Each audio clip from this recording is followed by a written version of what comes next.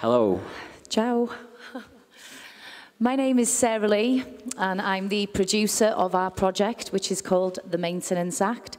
This is my colleague, friend, and director, Mark Ashmore, and we're both from the UK. There is a joke back home that I'm his media wife, because we're always together, we work together, we're friends, we go out drinking. But this is going to be our third collaboration. The first film that we did was a feature film called The Lost Generation, and the second feature film we did was Portal. So I'm really excited. The Maintenance Act. Is this where I do the little bit of the story, is it? Okay. So, buongiorno. I'm the director, Mark Ashmore, and I want to take you guys on a bit of a journey, on a story. So, this is our world. It's a steampunk universe. It's very visual. This is the city of Victoria. So I'm going to introduce you to a couple of characters and their journeys to Victoria. So the first character is you. Or you, or you, or Tom. It could be you as well. We're going to immerse you and take you into this world. I'm going to tell you how we do that in a minute. So you are the central character. You've grown up in the outlands. You're a farmer. It's barren, it's dry, it's hard work. It's even harder because the land is completely dry. There's no water to do the farming. And the reason for that is there's a giant city of Victoria that's taking all the water and turning it into energy. So you live in the outlands and your family and friends are dying. So you need to make a choice. You need to go to the city and find work. So your journey begins. You need to smuggle yourself into the city. So you pay a smuggler what little money that you have. You smuggle yourself inside the city. It's adventurous. When you first emerge into the city, you come out of a sewage pipe covered in shit. You wander around the city. The smells are different. The airships are in the air. You've never seen anything like this. And on the journey, you bed down for the night in an alleyway. You see many different characters, and people aren't really welcoming to you. The next day, you go and try coffee for the first time because you're huddling from the rain. It tastes horrible. You've just wasted some money. You don't want to spend another night on the street, so you go and find a hotel. You check into the hotel, and then you wake up the next morning, and the owner of the hotel charges you all the money in the world because you didn't ask the price before you went to the hotel. So now you have nothing, and you're on the street. You then take solace and go to a local tavern and have a pint of beer. And this is where we meet our next character. So our next character is called Sam. There he is, in the bowler hat in the bottom left-hand corner of the picture, walking over to the tavern where you are. Now Sam is an enforcer, an agent of the Maintenance Act, which I'll tell you about in a minute. Now Sam is a little bit of an entrepreneur. He's a little bit of a wise boy. It could be like the mafia. But he's a very dark character. But when you meet him, he's very friendly. He's very nice. He's very welcoming. You believe everything he says. He buys you drinks. You need a job. And Sam says he knows where there is a job. And he says, you know something, tomorrow I'll take you to the town hall and I'll get you a job. And so you're happy. The next day you go to the town hall and you sign up for a job. Now, Sam is an agent for the city of Victoria, and he works for the enforcers that put together the Maintenance Act.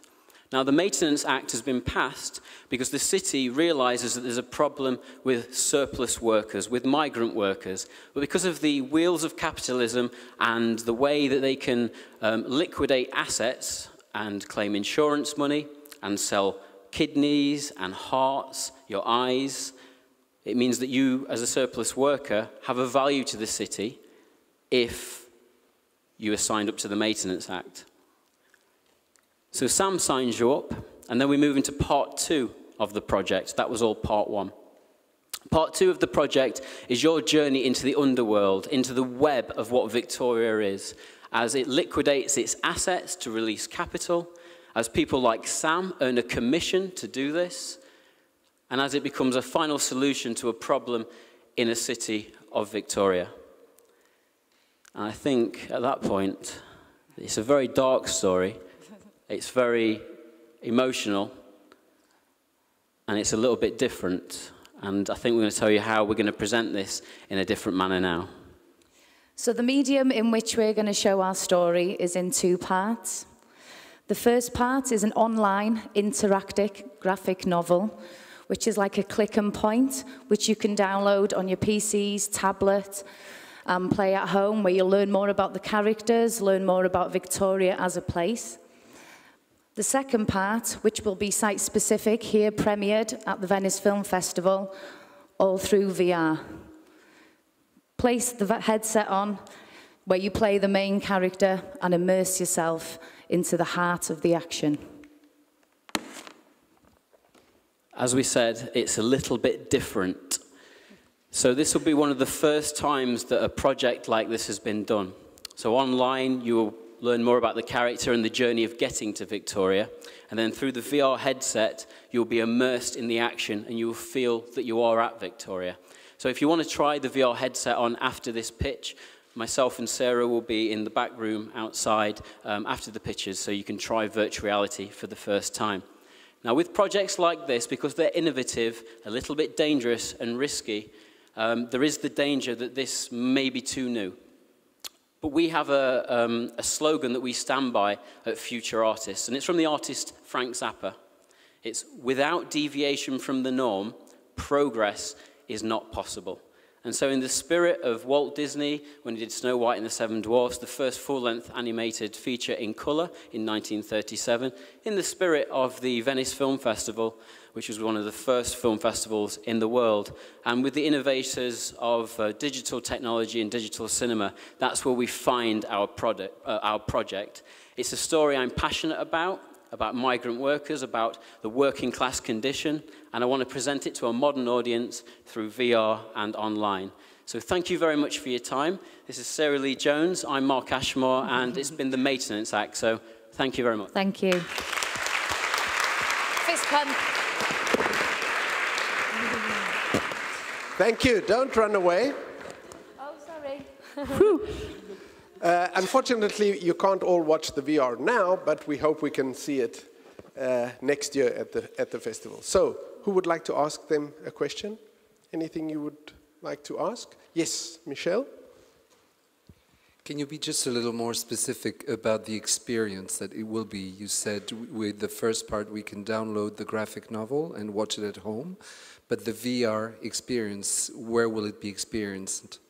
So what we're hoping to do is create a site-specific piece of entertainment within sort of the cinema foyers or on the site in the Lido.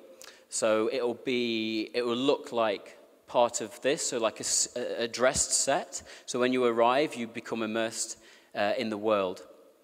With VR in particular, it's very, very immersive. So the experience itself only lasts between 10 and 12 minutes.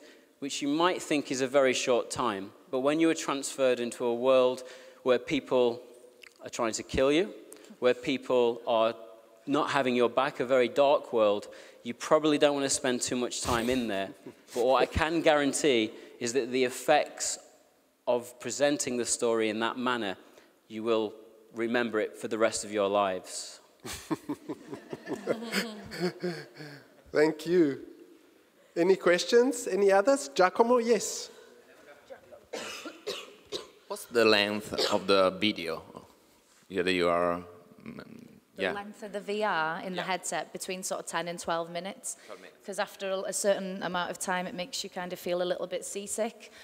So there are certain rules that you need to sit down. You can't stand up for too long. For anyone that hasn't experienced it, it's Out of this world. It's totally out of this world. Totally. Great. Thank you very, very much. Thank you very much. Ciao.